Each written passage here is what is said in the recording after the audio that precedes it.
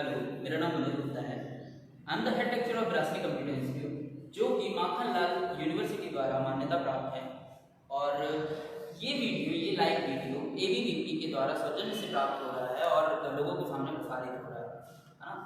इसमें मैं इन वीडियोस में आपको फर्स्ट सेमेस्टर और सेकेंड सेमेस्टर से रिलेटेड सब्जेक्ट्स के बारे में बताऊंगा। फर्स्ट सेमेस्टर में मैं कंप्यूटर फंडामेंटल के बारे में और सेकेंड सेमेस्टर में मैं डीटीपी यानी डेस्कटॉप एप्लीकेशन के बारे में बताऊंगा और कुछ इजी टिप्स बताऊंगा जिसकी सहायता से आप आसानी से किसी भी बड़ी से बड़ी डेफिनेशन को आसानी से आ सकते हैं। चलिए स्टार्ट करते हैं। तो हमारा सबसे पहला सब्जेक्ट जो कि फर्स्ट सेमेस्टर के लिए है वो है कंप्यूटर फंडामेंटल।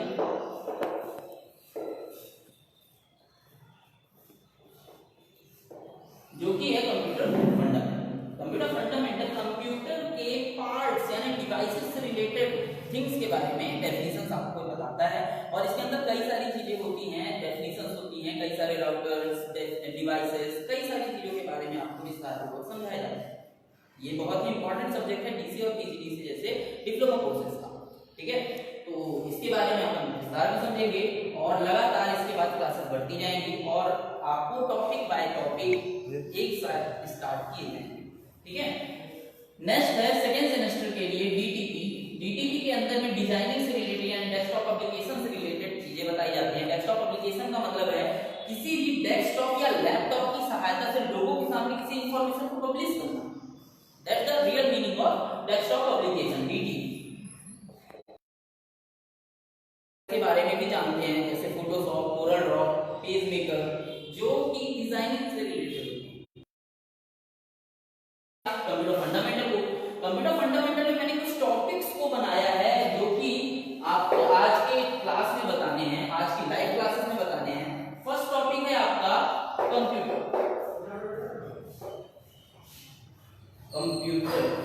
मतलब ये जो कंप्यूटर है, अगर आपसे पूछा जाए कि व्हाट इज कंप्यूटर तो आप क्या बोलोगे?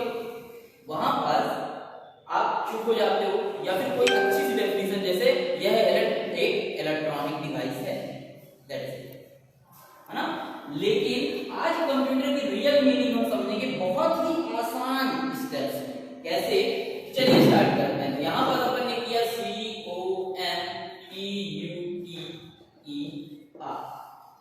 हमने यहां पर कंप्यूटर के सारे वर्ड्स को अलग अलग रख दिया है। आप देख सकते हो यहां पर कंप्यूटर के सारे वर्ड्स अलग अलग हैं। सी का मतलब होता है कॉमन। देखिए आसानी से समझ में आ जाएगी डेफिनेशन कंप्यूटर की, बस ध्यान से समझिएगा। सी का मतलब क्या है? कॉमन। ओ का मतलब ऑपरेटिंग, ओ का मतलब ऑपरेटिंग। एम का मतलब मशीन या मैकेनिज्म। कुछ लोग इसको मशीन भी कहते हैं, कुछ लोग मैकेनिज्म भी कहते हैं, ध्यान दीजिएगा। टी का मतलब होता है पर्टिकुलर।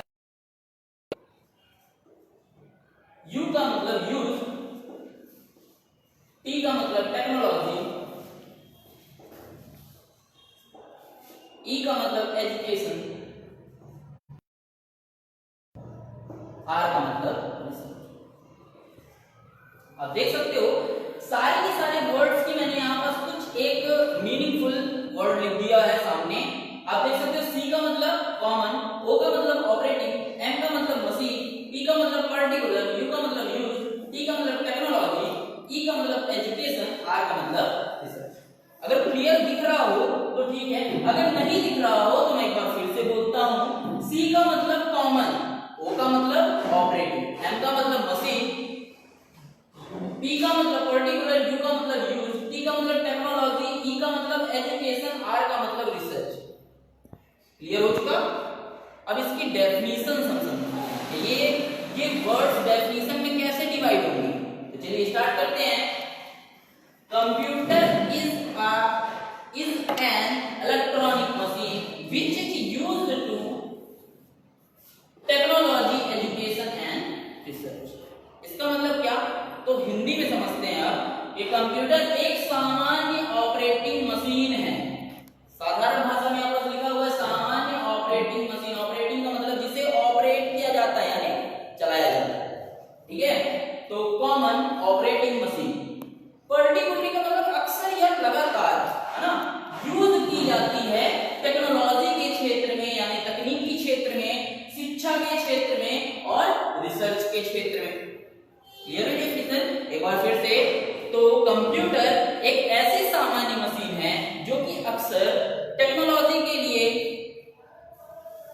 आपके एजुकेशन के लिए और रिसर्च जैसी चीजों के लिए यूज की जाती है।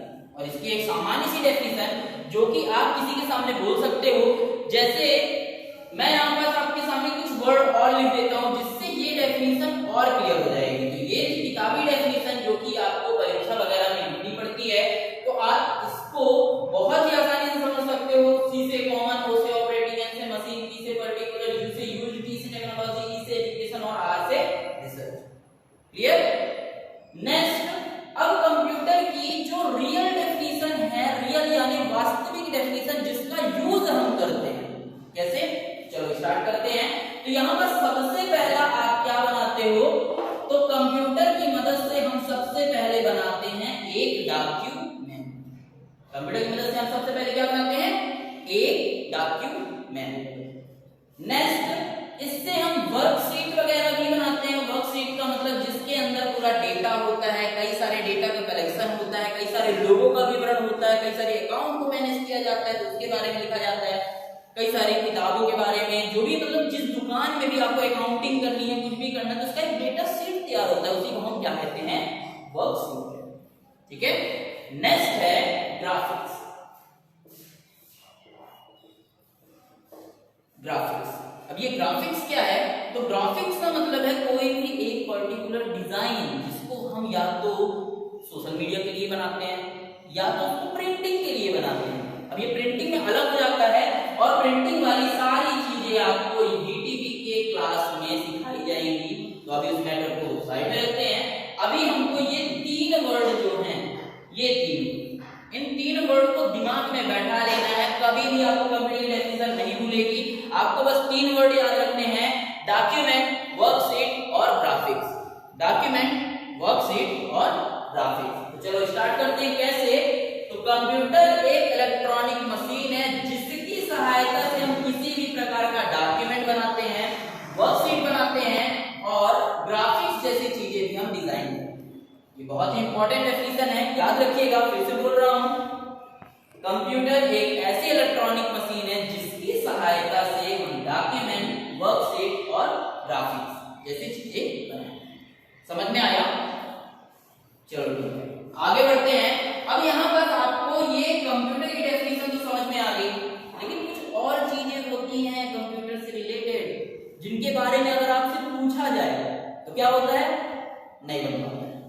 जैसे अगर मैं आपसे कीबोर्ड के बारे में पूछूं, समझना, मेरी बात पे गौर करना। अगर जो लोग ये वीडियो लाइव देख रहे हैं वो ये बात को जरूर सोचे, थोड़ा सा दिमाग में थिंक करें कि अगर मैं आपसे खड़े होकर सामने पूछूं कि कीबोर्ड क्या है, तो क्या उसकी रियल मीनिंग बता सकते हैं?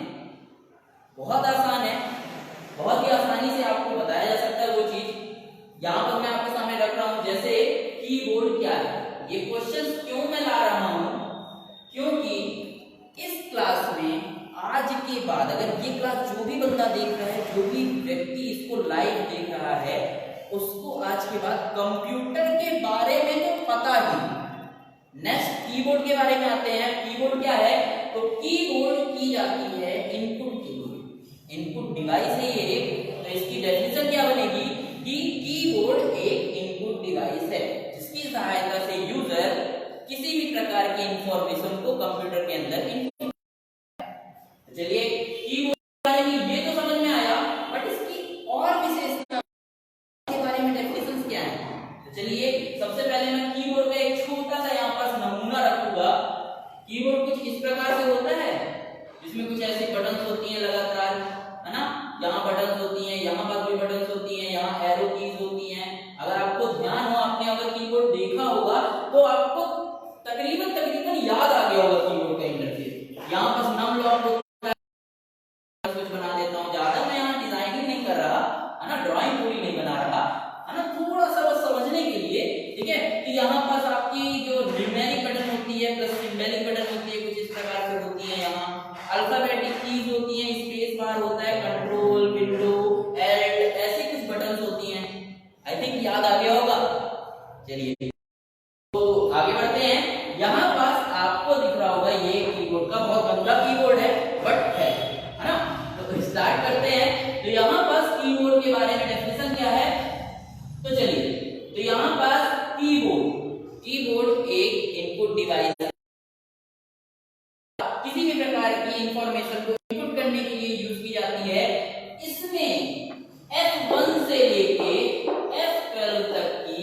फंक्शनल कीज होती हैं, फंक्शनल कीज F1 से F12 तक की फंक्शनल कीज होती हैं।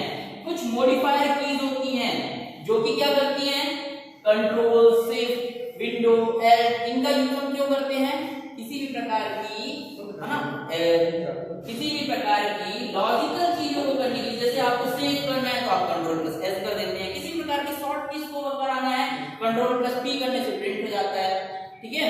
उसी तरह जैसे ये फंक्शनल कीज भी हैं जो, तो फंक्शनल कीज को क्योंकि मॉडिफायर कीज द्वारा किया जाता है। जैसे विंडो के साथ आप F4 दबाएं, विंडो बटन के साथ, जो विंडो बटन है उसके साथ आप F4 बटन दबाएंगे तो कंप्यूटर आपका शट डाउन होने के लिए प्रोसेस में आ जाता है। ये तकरीबन सभी को पता होना चाहिए, ठीक है। F12 तक की functional keys, alphabetic keys, modifier keys और सिम्बॉलिक प्लस न्यूमेरिक बटन्स भी होती हैं जो कि शिफ्ट के साथ वर्क करती है, ठीक है।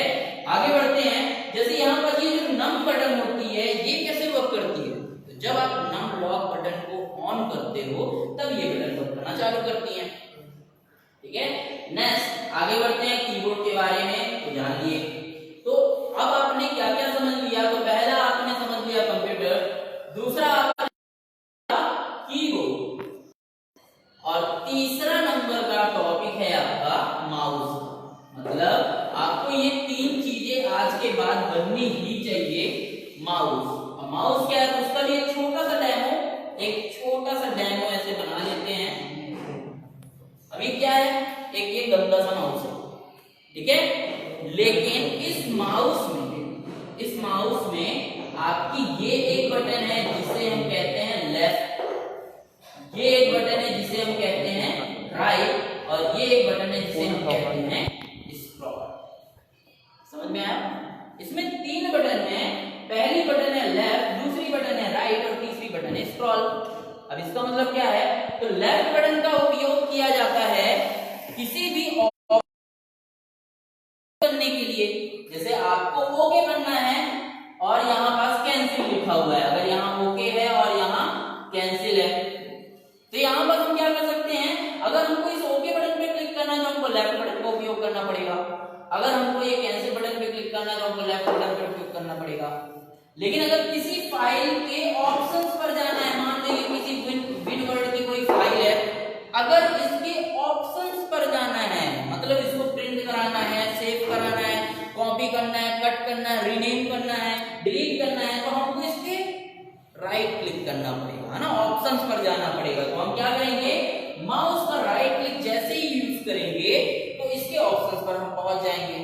अब आप देख सकते हो ये जो विनवर्ड की फाइल है, इसके राइट क्लिक करने से हम इसके ऑप्शन पे पहुंचते हैं, और इसका एक शॉर्टकट भी होता है।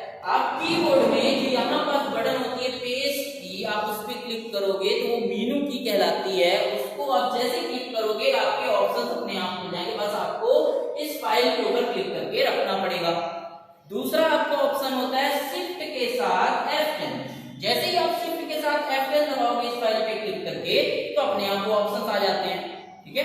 तो आगे चल के मैं आपको कुछ ऐसे ट्रिक्स भी बताने वाला हूँ, लेकिन अभी अपन को ये टॉपिक्स कवर करना है, ठीक है। अब यहाँ पर आते हैं आगे, तो यहाँ पर आप देख सकते हो इधर आपको कंप्यूटर, कीबोर्ड और माउस। एक बार फिर से, कंप्यूटर क्या है, तो कंप्यूटर एक इलेक्ट्रॉनिक डिवाइस है जो कि डॉक्यूमेंट क्रिएशन, वर्कशीट क्रिएशन और ग्राफिक्स को डिजाइन करने के लिए उपयोग में लाया जाता है, ठीक है। इसकी रियल डेफिनेशन क्या है, तो कंप्यूटर एक कॉमन ऑपरेटिंग मशीन है जो कि टेक्नोलॉजी, एजुकेशन और रिसर्च के क्षेत्र में यूज की जाती है, ठीक है। नेक्स्ट कीबोर्ड क्या है, तो कीबोर्ड के बारे में बिल्कुल आपसे बनना ही चाहिए। कीबोर्ड एक इनपुट डिवाइस है जो कि किसी भी प्रकार की इंफॉर्मेशन को यूजर द्वारा कंप्यूटर पर इनपुट किया जाता है, ठीक है। नेक्स्ट है आपकी माउस। माउस एक इनपुट डिवाइस है जिसमें 3 बटन होती हैं, पहली लेफ्ट, दूसरी राइट और तीसरी स्क्रॉल। अब स्क्रॉल बटन का यूज अपन ने छोड़ दिया, तो स्क्रॉल बटन का क्या यूज है, बहुत ही सामान्य उपयोग है, सभी को लगभग पता ही है। जैसे मान लो आप किसी पेज पर या किसी विंडो पर जाते हो जिसमें लगभग 1000 फाइल है, आपको उस फाइल पे, एक फाइल पे क्लिक करेंगे और स्क्रॉल बटन से आप नीचे आओगे तो अपने आप वो पेज स्क्रॉल होता जाएगा। स्क्रॉल बटन का यूज किसी भी पेज में अप या डाउन जाने के लिए किया जाता है। That's the real meaning of scroll. ठीक है, आगे बढ़ते हैं। तो अब हम समझेंगे जनरेशन। अब कंप्यूटर फंडामेंटल के बारे में पढ़ रहे हैं, और अगर हमको जनरेशन नहीं समझ में आती, नहीं पढ़ पाते, क्योंकि जनरेशन जो टॉपिक वो 16 नंबर का है, और वो जनरेशन जो टॉपिक है वो बहुत ही जल्दी कवर करना पड़ता है हमको, क्योंकि वो पेपर में आता ही आता है, और उसकी डेफिनेशन जो है वो बहुत बड़ी है, 4 पन्ने की डेफिनेशन है, जिसकी वजह से उसको याद करना थोड़ा मुश्किल हो जाता है। लेकिन ट्रिक्स एंड टिक्स का मतलब क्या, कि हम आज जनरेशन को कुछ अलग तरीके से, जो मैं अपनी क्लासेस में अपने स्टूडेंट्स को सिखाने के लिए यूज करता हूं, आज वही करने वाले हैं। तो जनरेशन याद करने के लिए सबसे पहले आप 4 वर्ड को रट्टा मान लो। पहला वर्ड क्या, तो मौचली। इस वर्ड को बिल्कुल याद कर लो। अब इसको याद कैसे करना है, तो मौचली, सॉकली, जॉनसन और हॉफ, ये 4 गाने की तरह याद कर लो। मौचली, Shockley, Johnson, half, मौचली, Shockley, Johnson, half, याद रहेगा। अगर एक बार रिपीट करो अपने माइंड में, तो मौचली, सॉकली, जॉनसन, हॉफ, गाने की तरह याद कर लेना है, क्योंकि बहुत दिन तक याद रहेगा। मौचली, सॉकली, जॉनसन, हॉफ।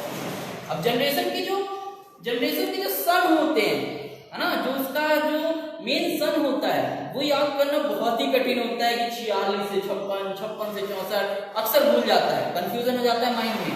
तो उसका भी एक ट्रिक है। ट्रिक क्या, क्योंकि मैं अक्सर, तो वो ट्रिक क्या है, तो सन याद करने के लिए भी आप एक नंबर याद कर सकते हो, 666, 441, 1115। ये बहुत ही आसान नंबर है, 666, 441 और 1115। देखो कितना आसान नंबर है, 666, 441, 1115। आप इस नंबर को याद करोगे तो डेफिनेटली आपको सन याद हो जाएगा।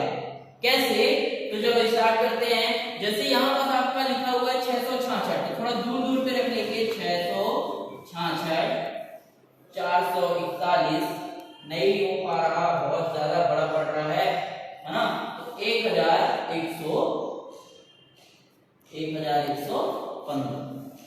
अगर ऐसे अपन डिवाइड कर दे, क्या दिखाई दे रहा है?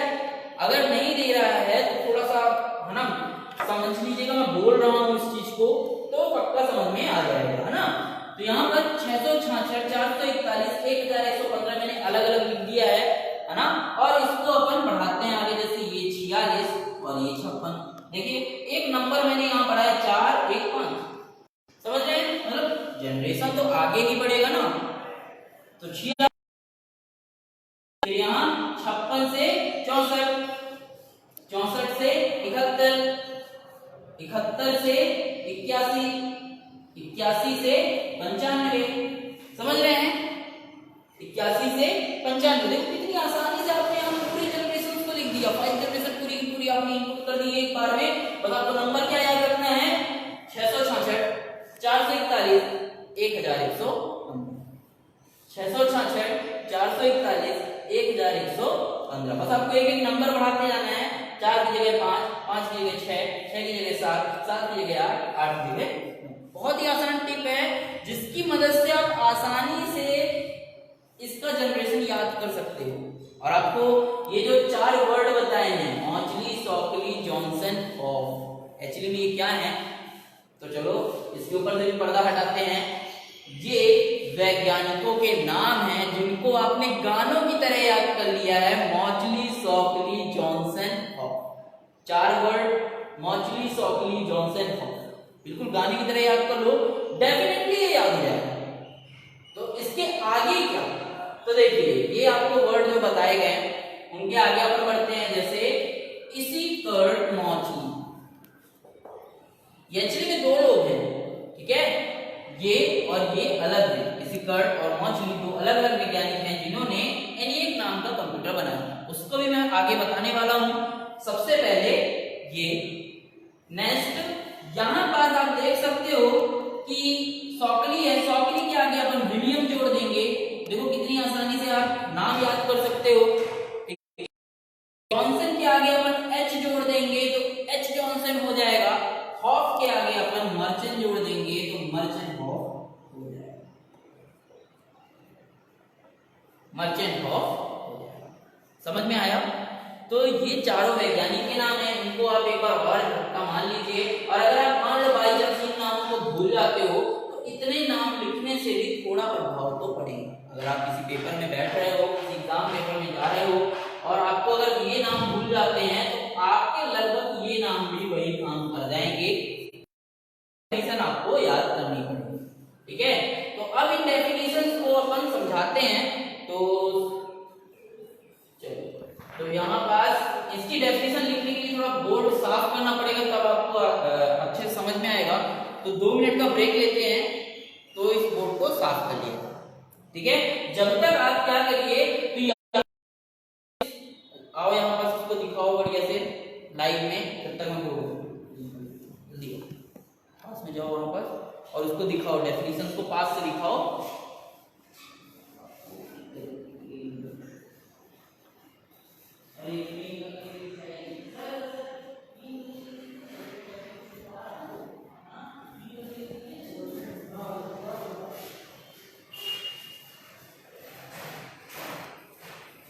यहाँ पर आप देख सकते हो कंप्यूटर की डेफिनेशन है। एक बार फिर से रिवाइज कर लेते हैं क्योंकि यहाँ पर हमें बोर्ड साफ करना है ना। तो यहाँ पर अपन यहाँ पर कंप्यूटर में आ गए, तो कंप्यूटर, तो सी से कॉमन, ओ से ऑपरेटिंग, एम से मशीन, पी से पर्टिकुलर, यू से यूज, टी से टेक्नोलॉजी, ई से एजुकेशन और आर से रिसर्च।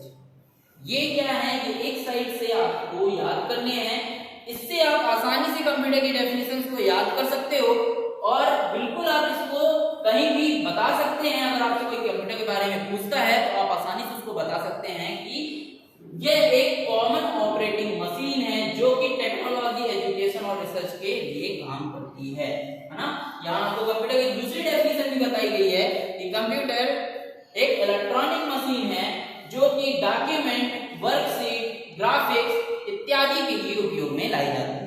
ठीक है, और यहाँ आपको कीबोर्ड के बारे में बताया गया है। तो फर्स्ट आपका कंप्यूटर टॉपिक क्लियर।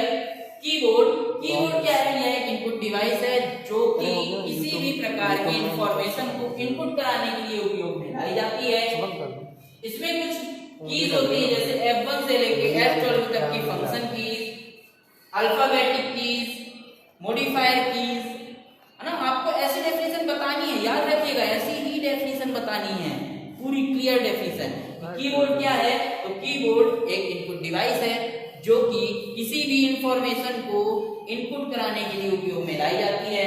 इसमें F1 से लेके F12 तक की कीज होती है, अल्फाबेटिक कीज है, A से लेके Z तक की अल्फाबेटिक कीज होती है, कुछ मॉडिफायर कीज होती है जैसे कंट्रोल, शिफ्ट इत्यादि, है ना, एल्ट, विंडो, बहुत सारी कीज होती है ना।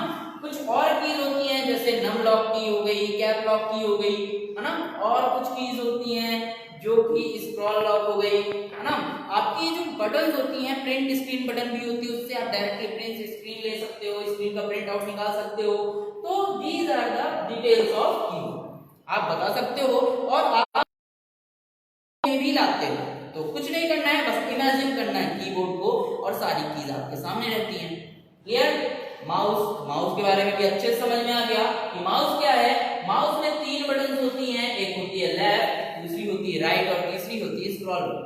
ये किस लिए यूज की जाती है? तो लेफ्ट को यूज किया जाता है ओके करने के लिए, किसी भी ऑब्जेक्ट को ओपन करने के लिए।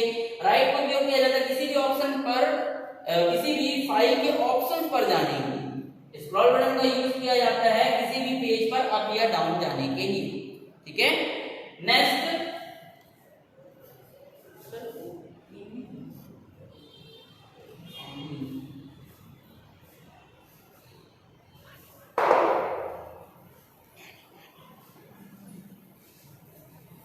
तो अभी जो आपको 4 वर्ड बताए गए थे, मौचली, सौकली, जौन, बिल्कुल याद रखना है अच्छे से।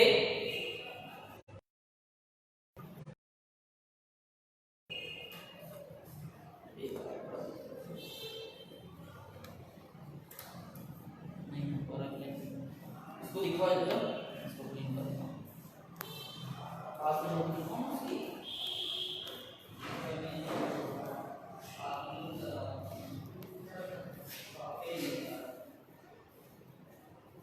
उसी को पूरा फोकस करो, पूरा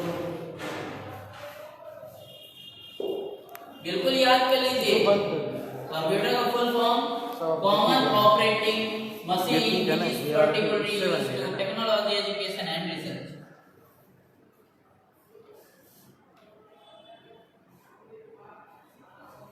कंप्यूटर किस लिए यूज किया जाता है? कंप्यूटर डॉक्यूमेंट बनाने, वर्कशीट बनाने, ग्राफिक्स डिजाइनिंग के लिए उपयोग में लाया जाता है।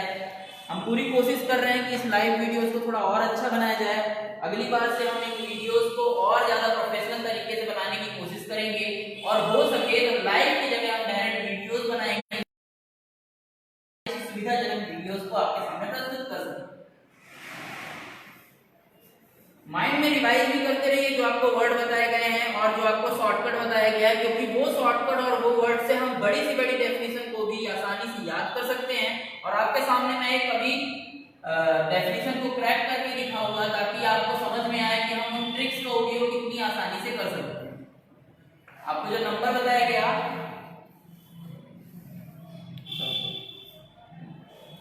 ठीक है, तो चलो यहाँ पर अब उन डेफिनेशन को अपन क्रैक करते हैं। बहुत बड़ी डेफिनेशन है जनरेशन की, 4 पन्ने की डेफिनेशन है, लेकिन उसको हम बहुत ही आसानी से यहाँ पर करेंगे। कैसे? तो आपको 4 वर्ड बताए गए हैं, मौचली, सौकली, हॉफ। ये 4 वर्ड गाने की तरह याद कर लीजिए, मौचली, सौकली, जॉनसन, हॉफ। एक बार में याद कर लीजिए, मौचली, सौकली, जॉनसन, हॉफ। नेक्स्ट हमारा वर्ड क्या है, वो नंबर्स क्या हैं? तो 666, 441, 1115। अब इसको क्रैक करते हैं। अब आपको इस क्लास में मजा आएगा। इन डेफिनेशन को अपन बहुत ही आसानी से समझ लेंगे। बस आपको ये याद होनी चाहिए, मौचली, सौकली, जॉनसन, हॉफ, 666, 441, 1115। अब यहाँ पर अपन इनको क्रैक करते हैं। कैसे? तो देखिए, आपको बड़ी से बड़ी डेफिनेशन कुछ स्टेप्स में याद करनी चाहिए। याद करने का एक छोटा सा तरीका होता है कि उनको आप स्टेप्स में याद करिए। स्टेप्स बहुत ही जल्दी याद होते हैं। कैसे? तो देखिए, यहाँ पर अपन ने 666 स्टार्ट किया, तो 6 6 6 4 4 1, ठीक है। उसके बाद यहाँ पर अपन आ जाते हैं 1 1 1 और 5। अब देख सकते हो उन नंबर्स को मैंने यहाँ डिवाइड किया है, जगह आ गई, समझ में आएगा। तो यहाँ पर अपन आगे बढ़ते हैं 46 से 56, 56 से 64, 64 से 71, 71 से 81, 81 से 95। और ये जो 81 से 95 है वो वर्तमान की श्रेणी में आता है, वर्तमान है। और ये जो श्रेणी है इसमें आप देख रहे हो कि डिजिटल असिस्टेंट्स आ गए हैं, गूगल असिस्टेंट्स हैं और कोर्टाना वगैरह, गूगल की सीरी है ना, और एप्पल में भी जो सीरी नाम का ऐप है वो क्या करते हैं, वो स्वयं की सोचने की शक्ति रखते हैं। आप उनको कोई भी चीज बोलोगे तो कैपेबल तरीके से उन चीजों को कर रहे हैं। और इसके अंदर मैं आपको डेफिनेशन बताऊंगा। इन डेफिनेशंस को, इसकी डेफिनेशन आप अपने से भी बना सकते हो, इसलिए इसको अपन यहाँ पर ब्रेक करें। इसकी डेफिनेशन कैसे बनानी है ये मैं आपको सबसे लास्ट में बताने वाला हूँ। नेक्स्ट हम सबसे पहले में आ जाते हैं, जो कि एनईएफ कंप्यूटर का विस्तारित रूप है। सबसे पहला कंप्यूटर जिसे बनाया गया था, ठीक है, कब बनाया गया था? तो 1946 से 1956। एक बार में याद कर सकते हो आप, 1946 से 1956 है ना। 19 कॉमन है, 19 सब में रहेगा, ठीक है, 46 से 56। ओके, अब यहाँ पर वैज्ञानिक का नाम सबसे पहले, ठीक है, तो यहाँ पर अपन वैज्ञानिक का नाम रखते हैं इसिकर्ट मौचली। ध्यान दीजिएगा, इसिकर्ट मौचली। आप देख सकते हो यहाँ पर मौचली। अब आपको ध्यान क्या रखना है? ध्यान ये है कि जैसे यहाँ पर अपने इसिकर्ट मौचली रखा, वैसे ही 56 से 64 में क्या हो जाएगा? तो देखो ये चेंज हुआ है यहाँ, और क्या बन जाएगा? सौकली, यानी विलियम सौकली।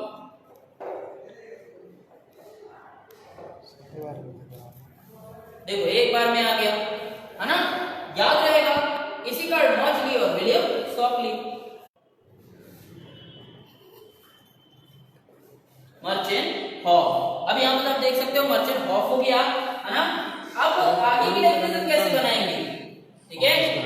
इसी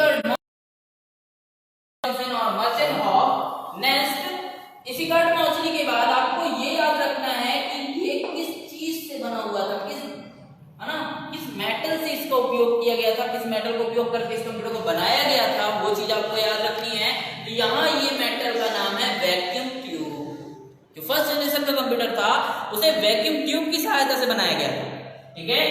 सेकेंड जनरेशन में यही वैक्यूम ट्यूब। अब देखो इस चीज को आप एक और शॉर्टकट बना सकते हो कि यहाँ पास आपको याद नहीं है, अगर आप भूल जाते हो तो वैक्यूम ट्यूब के बाद क्या आया, ट्रांजिस्टर आया, ट्रांजिस्टर के बाद क्या आया तो आईसी आया, आईसी के बाद क्या आया तो आईसी के बाद माइक्रो प्रोसेसर आया, जिसका उपयोग आज भी हम कर रहे हैं। तो देखो बहुत ही आसानी से स्टेप्स आप याद कर सकते हो, Mauchly, Shockley, Johnson Hoff, vacuum tube, transistor, IC और माइक्रो प्रोसेसर, एक के बाद एक स्टेप।